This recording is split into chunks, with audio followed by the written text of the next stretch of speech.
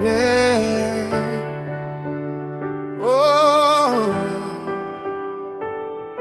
yeah. Minsan sobra akong natatakot sa sinasabi ng ibang tao, sa rejection at mga salita. Parang gustong pabagsakin ako. May mga pagkakataong naniwala ako na hindi ako sapat at hindi ako karapat-dapat. Pero habang mas lumalapit ako sa iyo,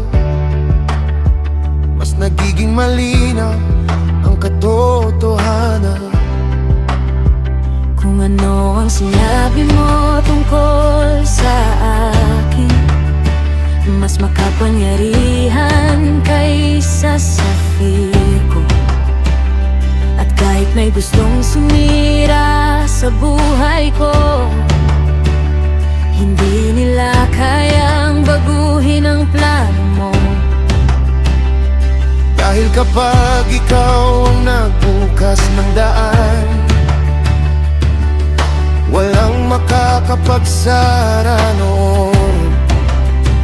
At kapag pinili mong pagpalain ako, walang curse ang mananalo.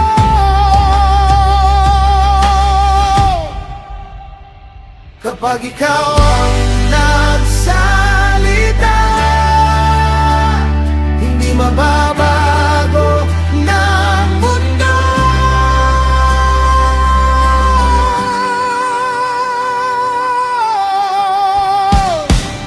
Diyos ko, hindi ako isusumpa, dahil hawak ang buhay ko. Sa bawat salita bumabato sa akin, mas malakas ang tinig mo. Hindi ako isusumpa, hindi ako mawawasak. Sa bawat laban at rejection na dinanas ko, pagpapala mo ang mananaig.